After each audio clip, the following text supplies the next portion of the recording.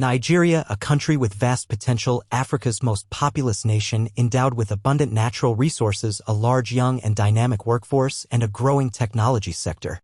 has nonetheless been mired for decades in a structural economic malaise rooted in oil dependency, governance failures, insecurity, infrastructure deficits, and financial fragility. And the ripple effects of these forces have left the average Nigerian facing rising poverty, unemployment, inflation, and hardship with little sign of rapid relief. At the heart of the problem is Nigeria's long-standing over-reliance on crude oil, a single commodity accounting for roughly 90% of export earnings and more than half of government revenue, which makes the economy acutely vulnerable to swings in global oil prices. When prices dip, as they have at various points in recent decades, the federal budget collapses, foreign exchange earnings decline, the naira weakens, and inflation surges, triggering economic instability and a persistent erosion of citizens' purchasing power. This volatility, in turn, deters private investment and business expansion, both domestic and foreign, crippling efforts to diversify into manufacturing, agriculture, technology, and services sectors that could sustainably absorb Nigeria's rapidly growing labor force, and yet attempts to diversify have been thwarted by chronic insecurity, Boko Haram in the northeast, banditry across the northwest, armed separatist and militia activity in the southeast, frequent kidnappings, and general lawlessness in many rural corridors, leading to disrupted agriculture, displaced communities, trade routes that are unsafe, and investment projects that falter or remain incomplete,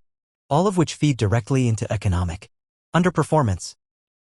Intensifying the strain are endemic levels of corruption and mismanagement at all levels of government, state, federal, and local, where leaked audits, transparency, international scores, and media investigations have regularly exposed embezzlement of oil revenues, inflated contract awards, subsidies siphoned off by cronies, ghost workers on payrolls, and stalled infrastructure schemes, spotlighting a public sector that spends lavishly on debt servicing, much of it raised to plug deficits, while sorely underinvesting in critical public goods such as education, healthcare, water, rural electrification, roads, and digital connectivity. The energy grid's chronic failures compel firms and households to rely on costly diesel and petrol generators, inflating production costs, deterring industrial-scale UPS, and suppressing competitiveness in global value chains. Underemployment and youth unemployment have remained persistently elevated.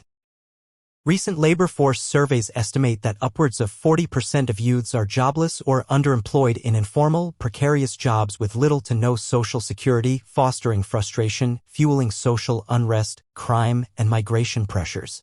Compounding matters.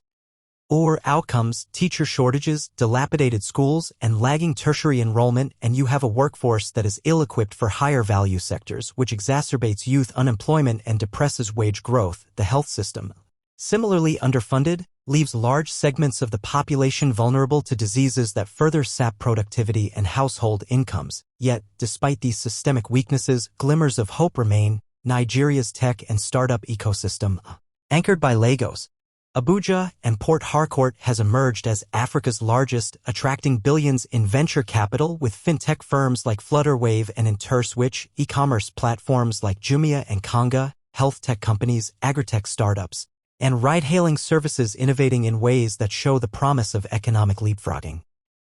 Nonetheless, these remain relatively small islands of innovation in a sea of structural dysfunction, unable by themselves to turn the tide without complementary improvements in rule of law, regulatory certainty, power supply, education, and infrastructure. International multilateral lenders, the IMF and World Bank, have repeatedly urged Nigeria to consolidate fiscal accounts, strengthen institutions, improve transparency, and accelerate reforms in areas like energy subsidy removal, exchange rate unification, social safety nets, and domestic revenue mobilization. But political resistance is fierce, anchored by powerful vested interests, looming elections, and fears of social backlash from the middle class and elites. To break out, Nigeria must undertake what other nations have done before: embrace fiscal discipline, invest in human and physical capital, cut corruption, protect property rights, diversify away from oil,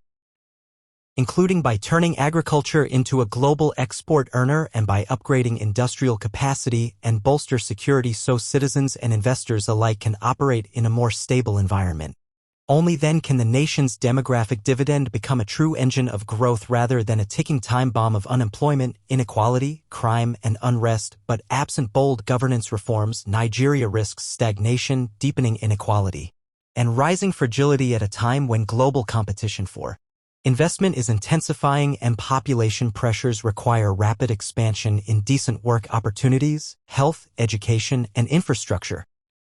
In short, Nigeria's bad economy is not merely a victim of misfortune but the product of policy errors, institutional weakness, and security breakdowns, and reversing this requires no less than a comprehensive, sustained reform agenda that tackles oil dependence, fosters diversification, roots out corruption, secures the nation, and invests in its most valuable asset, its people. Inflation, especially food inflation, which has consistently exceeded 20% in recent years, making staples like rice, maize, beans, and vegetable oil unaffordable for many low-income households and nullifying nominal wage gains. In tandem, the naira has lost more than half its value against the dollar since liberalization began, pushing up the cost of imports, medicine, machinery, electronics, fuel, and eroding consumer and investor confidence. Policymakers have experimented with policy interventions such as removing petrol subsidies in 2023, floating the currency, introducing multiple exchange rates, raising interest rates, and launching initiatives like the central bank's Anchor Borrowers Program.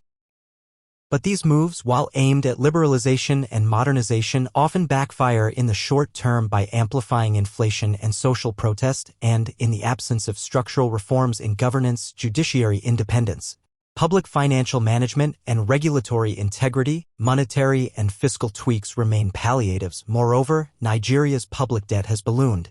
with external and domestic borrowing increasingly financing recurrent budgets rather than capital projects, and debt to GDP rising into the high 30s, meaning interest payments crowd out spending on infrastructure, health, and education, thus perpetuating a vicious cycle in which poor public services erode human capital, limiting productivity. Economic diversification and inclusive growth in the private sector. Firms face debilitating constraints, high tariffs, and trade barriers stemming from both protectionist policies and retaliatory trade restrictions stifle market competition and innovation. Poor transport links, congested ports, dilapidated road networks, railways that are underutilized or unsafe, and unreliable electricity supply discourage manufacturers and agribusinesses from scaling up, while the banking sector remains conservative in its credit allocation, often favoring government securities over riskier small and medium enterprise lending, thereby denying startups and informal ventures the capital they need to grow. Add to that an education system struggling to deliver the quality of learning required for a modern workforce. With the abundant natural and human resources Nigeria is blessed with, the country has a potentially vast economy. If all the recommendations above are carefully executed and our robust government policy targeting human development is executed to the last letter, the Nigerian economy would overtake most first-world economies.